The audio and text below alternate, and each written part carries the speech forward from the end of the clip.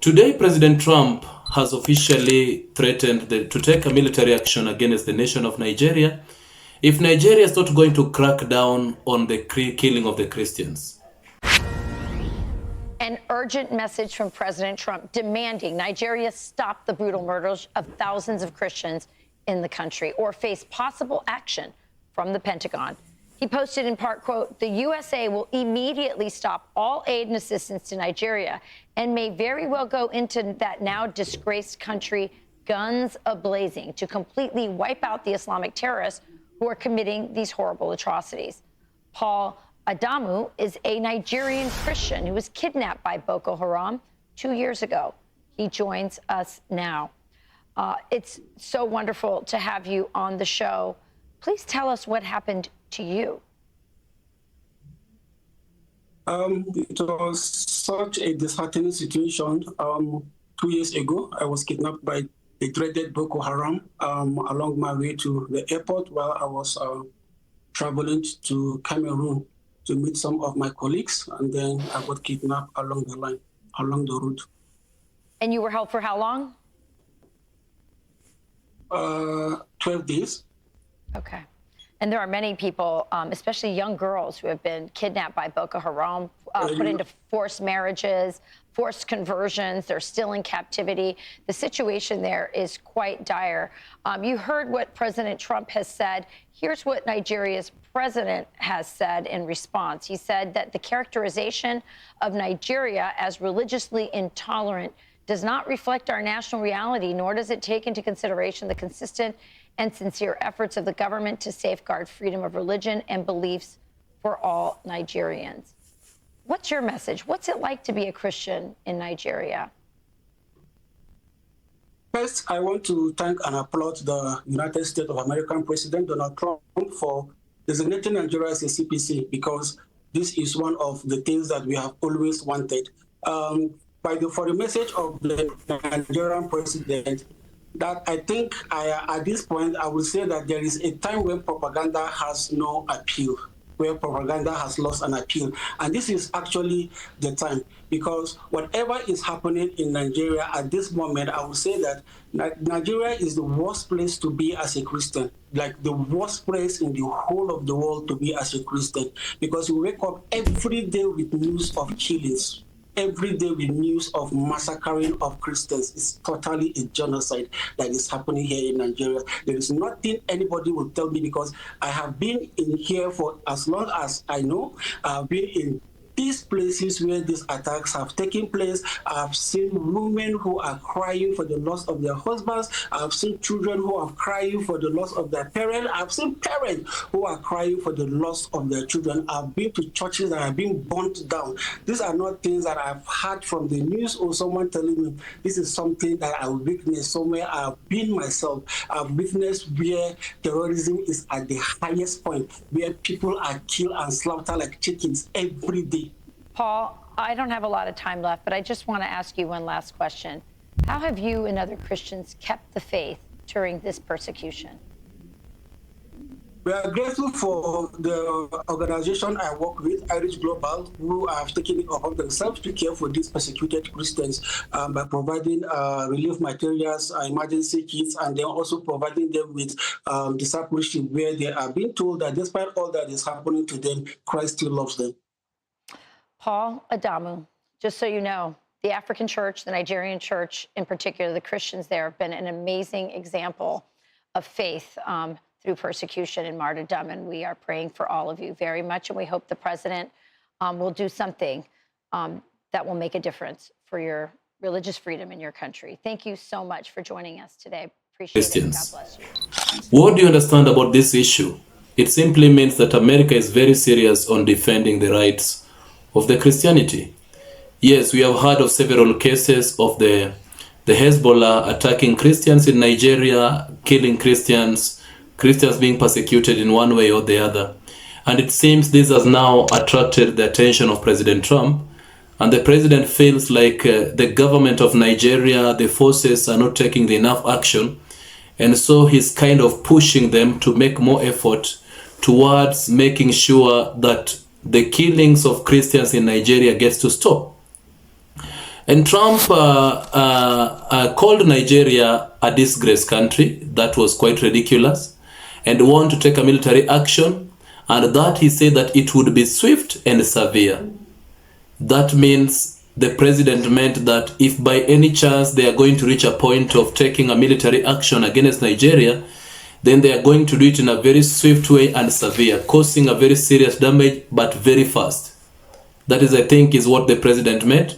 He also announced that US would immediately stop all aid assistance to the nation of Nigeria and to the government if the government fails to protect the Christians.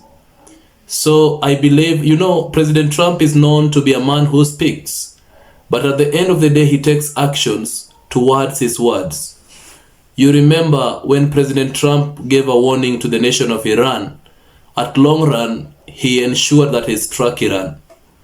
So we have known US to begin speaking in such languages, but at the end of the day, you might think that they are joking, but they end up taking a very serious action against what actually to support the word that they said. So Nigerian government has actually answered America back, but in a very friendly and a very good way. Congratulations, Nigeria. They say wrong and wrong will never bring about right. So Nigeria has pushed back against President Trump's threats with an advice to President Trump from President Bola Tinubu. That is the president of Nigeria. And the president of the country of Nigeria said to the president of US that they welcome the assistance of US to help them in curbing the terrorism attack towards the Christians that are living in Nigeria.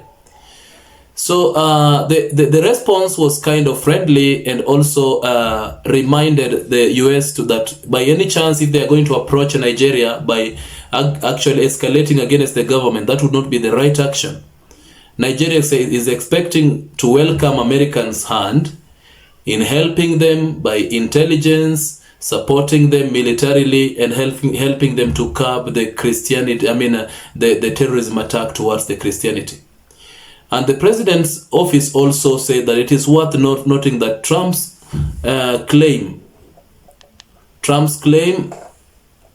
claims about widespread of Christian persecution in Nigeria are disputed. Why are they disputed? It seems like the angle by which the United States sees the Christianity persecution in Nigeria is different from the angle that the government of Nigeria sees it. And this says that with some experts, actually, there are some intel and or information that comes from the ground. The experts are saying that the number that is considered to be Christians that are being persecuted is quite low compared to what America acknowledges. And according to the information that was given by an organization by the name ACLED, the research showed that out of 1,920 Christians or people, not Christians, people that were attacked, only 50 Christians were targeted.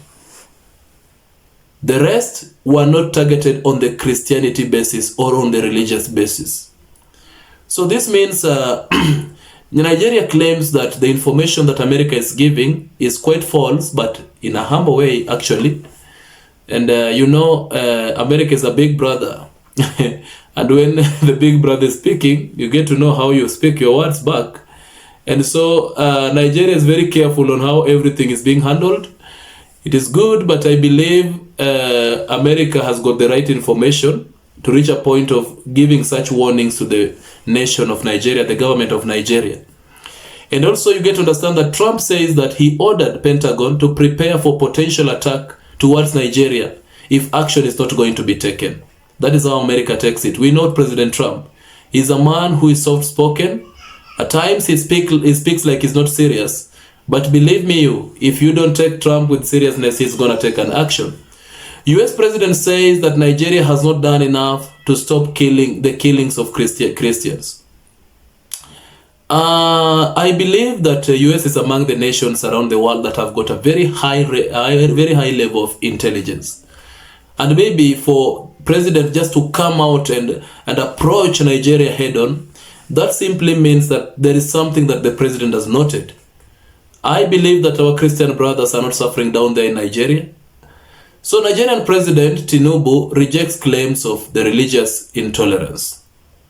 Yes, we have just explained that according to the response that Nigeria has given to the Pentagon concerning the killings or the claims that Christians are being persecuted in Nigeria.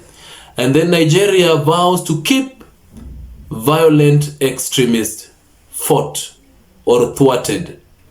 So Nigeria actually promised also to take an action towards that. And that's a good move. And that is a great decision by taking things on a good note. That means that Nigeria is kind of cooperative, because at the end of the day, we want to protect our people. And I believe that it would be good for America to give Nigeria the intelligence support for some times and see if that is not going to work.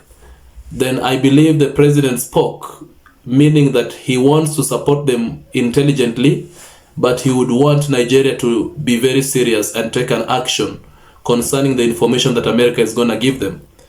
So, ladies and gentlemen, that is what I had for you today, rolling out between the West African country and the nation of the United States of America.